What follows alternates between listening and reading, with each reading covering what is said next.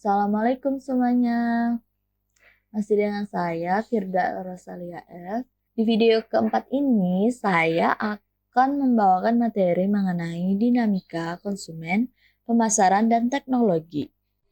Baiklah, dinamika. Pengertian dinamika ialah suatu hal yang dimana mempunyai tenaga serta selalu bergerak dan berubah-ubah menyesuaikan keadaan tertentu. Sedangkan arti kata dinamika menurut Kamus Besar Bahasa Indonesia adalah gerak atau dari dalam, tenaga yang menggerakkan, semangat. Dinamika juga dapat diartikan dengan sesuatu yang selalu bergerak. Istilah tersebut bisa digunakan untuk mendeskripsikan suatu benda atau kondisi yang dimana cenderung tidak konsisten, tidak konstan. Lawan kata dari dinamika adalah statika. Statika berarti diam dan konstan. Dinamika terdiri karena adanya banyaknya pengaruh baik dari luar maupun dalam yang membuat suatu kondisi menjadi berubah. Penggunaan kata dinamika juga digunakan pada berbagai hal seperti dinamika kelompok, dinamika pembangunan, dinamika sosial, dan lain. Pengertian konsumen. Menurut Dewey, konsumen adalah seseorang yang menggunakan produk atau jasa yang dipasarkan. Sedangkan kepuasan konsumen adalah sejauh mana harapan para pembelian seorang konsumen dipenuhi atau bahkan dilebihi oleh sebuah produk. Jika harapan konsumen tersebut dipenuhi, maka ia akan merasa puas. Pengertian konsumen menurut para ahli. Yang pertama adalah Sri Handayani.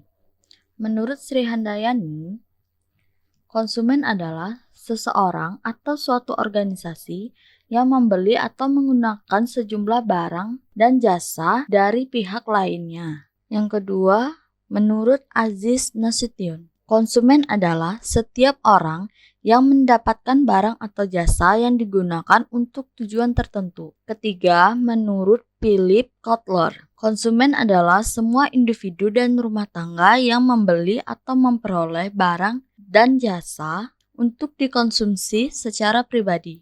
Jenis-jenis konsumen. Yang pertama adalah konsumen perorangan atau personal consumer.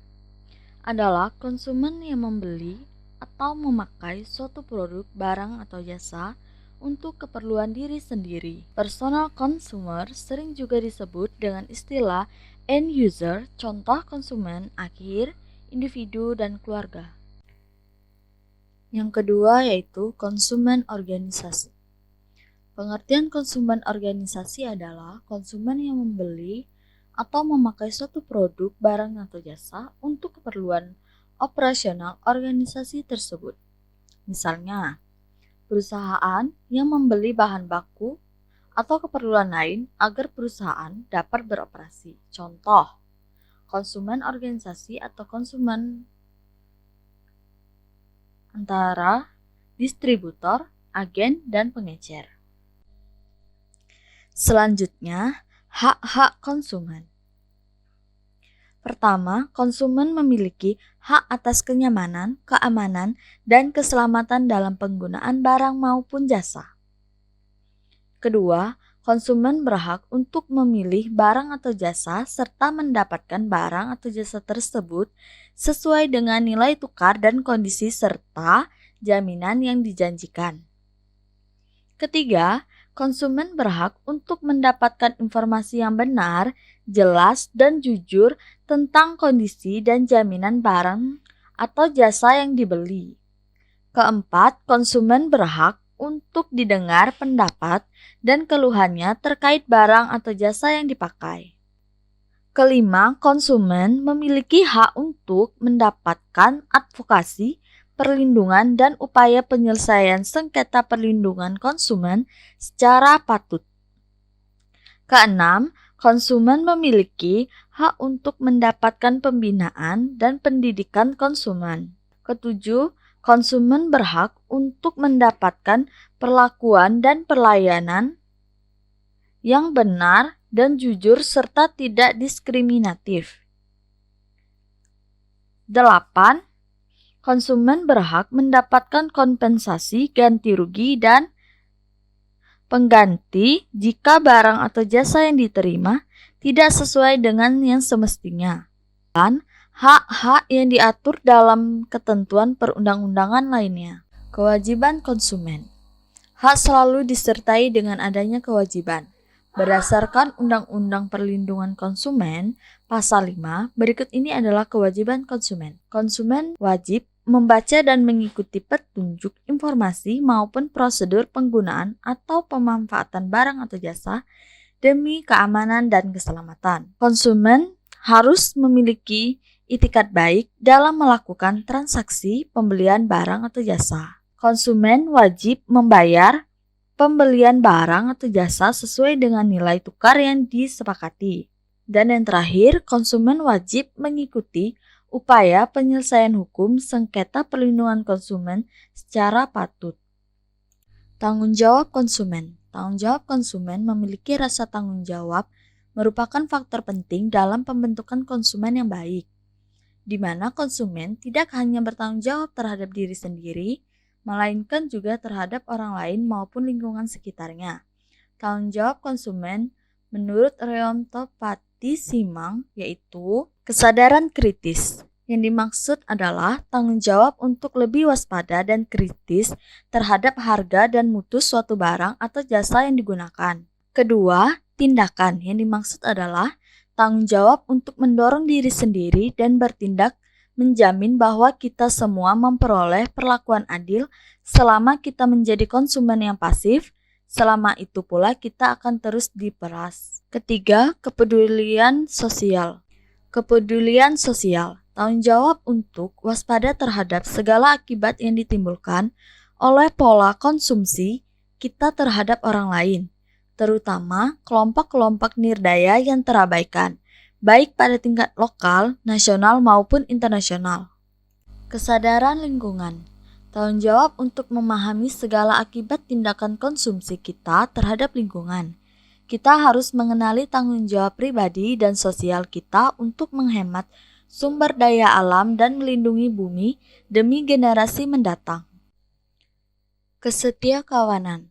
Tanggung jawab untuk berhimpun bersama-sama sebagai konsumen untuk mengembangkan kekuatan dan pengaruh demi memperjuangkan dan melindungi kepentingan-kepentingan kita. Pengertian pemasaran. Menurut Philip Kotler, pemasaran merupakan proses sosial di mana individu atau kelompok mendapatkan apa yang mereka butuhkan dan inginkan melalui penciptaan, penawaran, dan pertukaran yang bebas atas produk dan jasa yang bernilai dengan orang lain. Ringkasnya, pemasaran adalah memuaskan kebutuhan dan keinginan orang dengan mendapatkan keuntungan. Jika tidak mendapatkan keuntungan berarti bukan sedang berbisnis. Falsafah pemasaran. 1. Konsep produksi. Dengan jumlah produksi yang banyak, masa production, harga juga bisa semakin murah. Dan konsumen menyenangi itu. Jadi, tingkatkan terus produksi dan edarkan barang sebanyak-banyaknya di setiap tempat dengan jalur distribusi yang banyak. Cara berpikir seperti inilah yang disebut konsep produksi. Kedua, konsep produk. Penilaian dan pengembangan produk dilakukan untuk meningkatkan kemampuan produk. Orientasi perusahaan semacam ini disebut konsep produk. Kelemahan konsep ini adalah fokus perusahaan bukan pada solusi yang dibutuhkan oleh konsumen. Ketiga, konsep penjualan. Konsep ini menjelaskan bahwa sudah banyak produsen yang menawarkan berbagai variasi produk di pasaran. Jika penjualan tidak agresif, konsumen tidak akan bergeming. Hal yang kurang dalam hal ini adalah transaksi menjadi tujuan. Setelah transaksi terjadi, perusahaan seringkali tidak memperhatikan konsumen lagi. Keempat, konsep pemasaran. Pemasaran lebih pada mengutamakan kepuasan pelanggan. Perusahaan mengawalinya dengan mencari tahu kebutuhan dan keinginan pelanggan. Barulah kemudian dicari tahu produk yang dapat memuaskan kebutuhan dan keinginan itu. Dan laba justru diharapkan diperoleh dari kepuasan konsumen. 5. Societal Marketing Concept adalah konsep di mana organisasi harus mengetahui kebutuhan, keinginan, dan minat dari target pasar dan memberikan kepuasan yang diharapkan secara efektif dan efisien dibandingkan oleh pesaing dalam rangka mempertahankan atau meningkatkan kesejahteraan pelanggan dan masyarakat secara umum. Keberhasilan bagian pemasaran sangat ditentukan oleh banyak aspek. Di antaranya 1. Aspek eksternal di luar perusahaan yaitu A. Lingkungan makro dan B. Lingkungan mikro. Kedua, aspek internal di dalam perusahaan. Lingkungan makro. Lingkungan makro adalah kekuatan-kekuatan force yang mempengaruhi perusahaan secara tidak langsung. Biasanya ia mempengaruhi lingkungan mikro terlebih dahulu.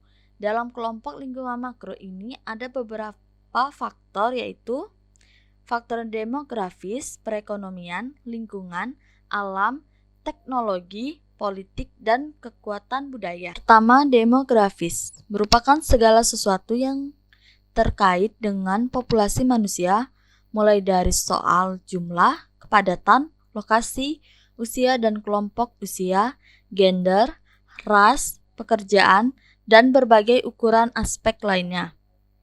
Aspek ini dapat dimanfaatkan pemasar untuk dijadikan dasar dalam membuat strategi dan program pemasaran. 2. Perekonomian. Faktor ini memiliki pengaruh penting pada aktivitas pemasaran, seperti produk domestik bruto atau PDB sebuah negara, yang pada akhirnya mempengaruhi pendapatan masyarakat. Jika seseorang tidak mempunyai pendapatan yang cukup, ia tidak akan memiliki daya beli. Dengan pemahaman yang kuat tentang aspek ini, kita bisa menyiasati berbagai peluang pemasaran, bahkan kala indikator-indikator perekonomian ini sedang mengalami penurunan, misalnya karena krisis ekonomi.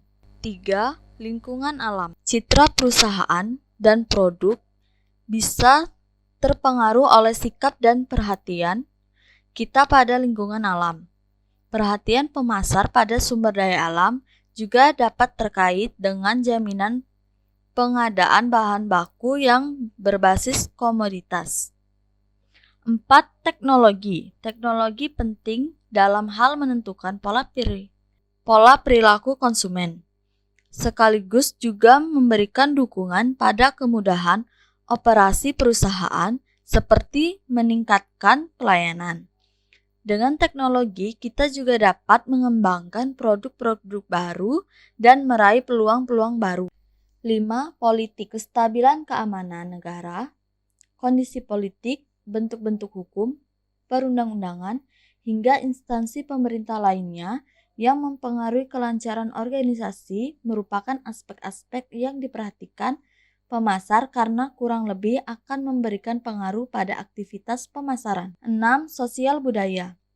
Menurut Kotler, budaya merupakan institusi dan kekuatan yang mempengaruhi nilai-nilai dasar masyarakat, persepsi, preferensi, dan perilaku. Ada 2 nilai budaya yang menjadi nilai perhatian, yaitu nilai inti, core value, dan secondary values. Nilai inti adalah nilai yang sulit berubah, sedangkan secondary values memiliki pengaruh yang dahsyat di mana pengaruh yang diberikannya dalam bentuk gaya hidup. 7. Tren. Ada kecenderungan-kecenderungan yang harus dibaca oleh pemasaran, dan ini membutuhkan cara melihat sesuatu secara lebih kreatif. Kecenderungan-kecenderungan baru adalah tren yang dapat dilihat pada kehidupan sehari-hari. Lingkungan mikro. Elemen lingkungan mikro memberikan pengaruh langsung pada aktivitas pemasaran, yaitu pada bagian-bagian dalam perusahaan. 1. Bagian internal perusahaan. Di sini semua bagian atau divisi memiliki peran yang penting. Jika ada yang tidak berhasil, maka produksi akan terganggu. Bukan hanya bagian yang membuat kesalahan saja yang akan menanggung akibat dari kesalahan yang dibuat, namun semua bagian akan tertunda pekerjaannya akibat kesalahan dari salah satu bagian tersebut. 2. Pemasok. Pemasok memiliki peran penting dalam menjamin suksesnya pemasaran. Keterlambatan pemasokan barang akan memberikan dampak atas pemenuhan pemesanan perusahaan. Ketiga, perantara pemasaran. Perantara perusahaan adalah perusahaan yang membantu untuk mempromosikan, menjual, dan mendistribusikan barang-barang kepada pembeli akhir. Misalnya agen-agen, jasa pemasaran, atau perusahaan riset, biro, iklan, media, konsultasi, dan lain-lain. 4. Pelanggan. Pelanggan adalah elemen terpenting dalam pemasaran dan tidak dapat dipasarkan jika tidak ada konsumen yang akan mengkonsumsi barang tersebut. Dengan kata lain, pelanggan adalah jantung dari pemasaran dan yang menentukan perusahaan itu akan laba atau rugi adalah perilaku konsumtif pelanggan terhadap barang yang dipasarkan. 5. Pesaing. Salah satu penyebab yang membuat dunia bisnis penuh dengan intrik adalah persaingan. Prinsip ada gula ada semut sangat relevan jika dikaitkan dengan persaingan. Kesuksesan seseorang dalam bisnis adalah gulanya, sedangkan semut adalah pesaing-pesaingnya. Hanya pemasaran yang kreatif dan survive terhadap peluang bisnislah yang akan bertahan untuk jangka waktu yang lama. 6. Publik. Publik adalah khalayak ramai secara umum. Ada publik yang terkait pada urusan keuangan, media massa, dan masyarakat sekitar pabrik. Masyarakat yang menjadi sasaran pasar, oleh karena itu banyak hal yang harus diperhatikan dalam pemasaran. Dan pemasar sekarang harus mampu memuaskan para stakeholdernya. Teknologi dalam pemasaran, yaitu perkembangan ilmu pengetahuan dan teknologi merupakan hal global yang mempengaruhi hampir seluruh bidang kehidupan masyarakat global.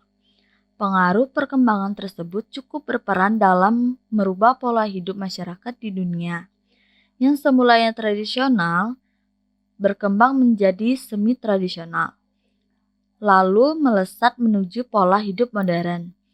Kita mengidentifikasi pola hidup modern dengan pola hidup yang praktis dan serba efisien. Statement tersebut mungkin cukup tepat untuk mendeskripsikan fenomena tersebut. Secara khusus, perkembangan teknologi informasi juga mempengaruhi perkembangan di bidang ekonomi masyarakat. Terdapat 3 kelompok dalam kegiatan ekonomi, yaitu produsen, konsumen, dan pemerintah. Masing-masing kelompok mempergunakan kesempatan ini untuk memajukan dan memudahkan kegiatan ekonomi mereka. Produsen mempergunakan kemajuan teknologi sebagai alat efisiensi produksi untuk menghasilkan barang dengan biaya murah. Di samping itu, produsen turut serta dalam mengembangkan teknologi di bidang ekonomi untuk mensosialisasikan produknya pada konsumen. Kita sebagai konsumen cukup dimanjakan dengan kehadiran fasilitas tersebut.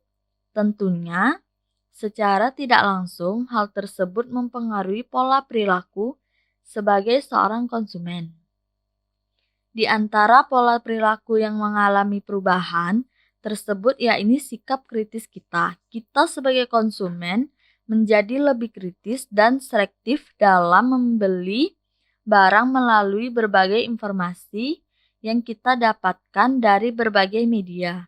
Salah satu contoh kemajuan informatika yang cukup populer dan berkesan adalah iklan elektronik yang sering kita lihat di beberapa situs. Memulai promosi produk tersebut, kita tidak bisa mengetahui informasinya secara detail, tetapi juga bisa memesan produk tersebut melalui via email.